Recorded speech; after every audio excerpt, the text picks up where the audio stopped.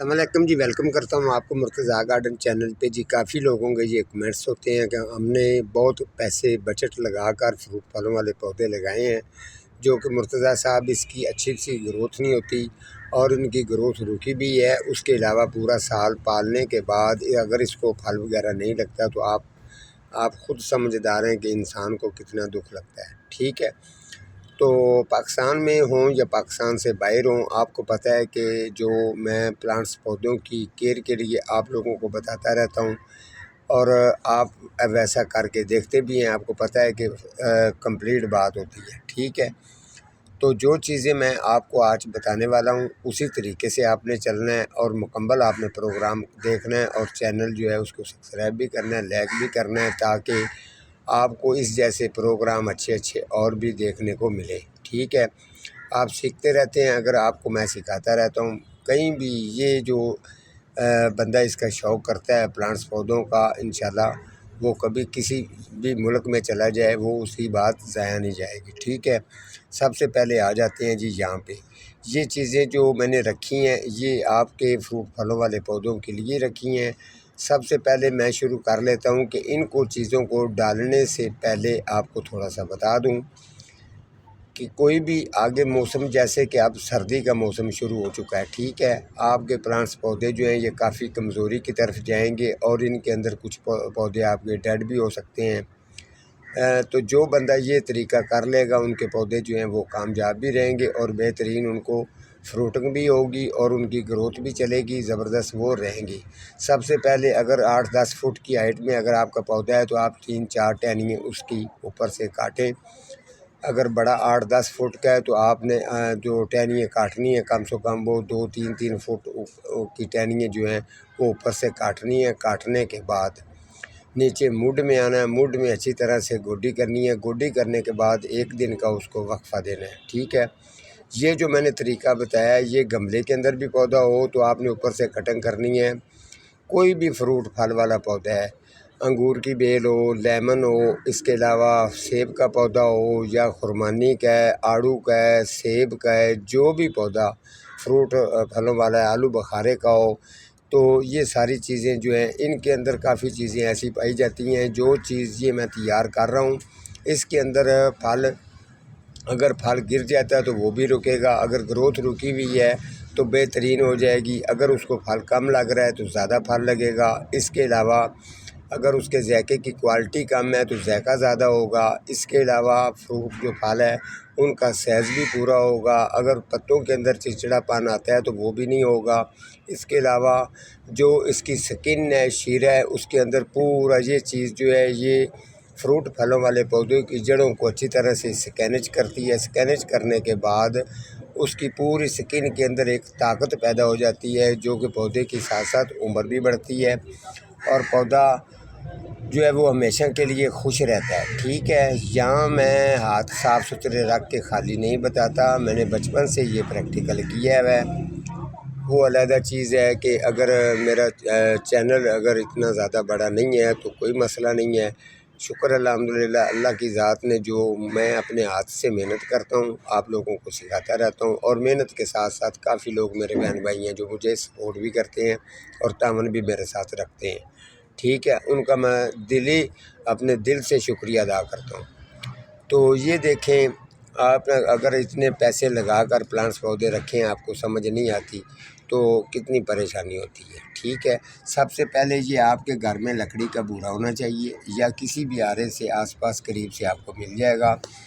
اور دوسرے نمبر پہ یہ والا جو ہے یہ آگے جی یہ پڑا ہے، یہ والا یہ ڈی کمپوسٹ گوبر کھاد ہے جی، اس کے اندر پتوں والی کھاد بھی مکس ہے، ٹھیک ہے۔ تیسرے نمبر پہ آپ نے یہ لیمن لینے ہیں، جو لیمن اکثر آپ کو فریش مل جائیں تو ٹھیک ہے، نہیں تو اگر کسی بھی لیمن کے نیچے اگر لیمن کچھ گرے ہوتے ہیں ڈیڈ ہونے کی وجہ سے، یا کچھ لوگ کیئر نہیں کرتے اس کی وجہ سے، یا جن کے گھروں میں اکثر وہ انہوں نے کیمیکل نہیں لگایا ہوا ڈنگ لگانے والی مکھی کا، تو پھر بھی یہ نیچے گرتے ہیں۔ تو یاد رکھیں ڈنگ لگانے والی مکھی جو ہے آج کل اس کا زور ہوتا ہے، ضرور وہ آپ جو بوڑھا اوپر لگتا ہے وہ لیمن کو لگایا کریں۔ اچھا یہ لیمن ہے۔ اس کے علاوہ یہ چیزوں کا ہم کیا کریں گے، سب سے پہلے یہ والے لیمن جو ہیں آپ نے ان کو اچھی طرح سے اس کے اندر ڈال دینا، ٹھیک ہے جی۔ یہ ڈال دیے، اس کے بعد جی آپ نے ان کے اوپر یہ لکڑی کا بورا ڈال دینا ہے، ٹھیک ہو گیا۔ اس کے بعد جی یہ دیکھیں، اس کے بعد یہ کھاد ڈال دیں، ٹھیک ہے۔ یہ لیں جی، یہ کھاد میں نے ڈال دی ہے، اچھی طرح سے جی آپ اس کو مکس کر لیں گے، ٹھیک ہے۔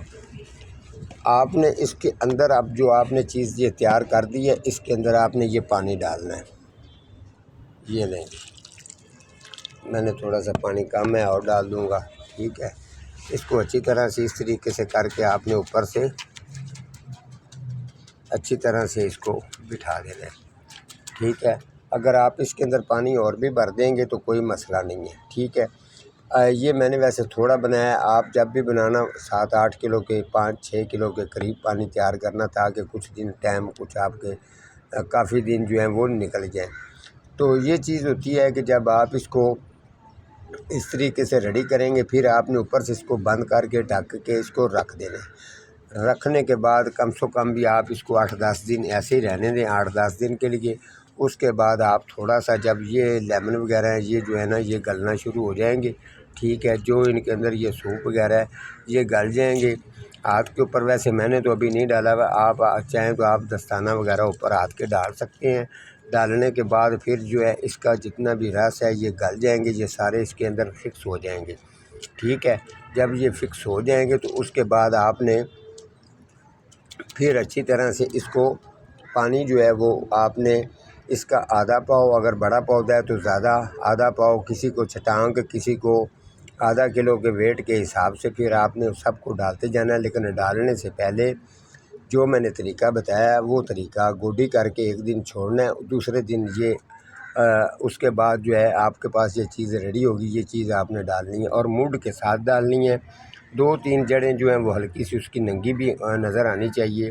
جو بھی پودا ہوگا گملے کے اندر ہے، کیاری کے اندر ہے یا کھلے باغ کے اندر ہے، اسی طریقے سے آپ نے کرنا ہے۔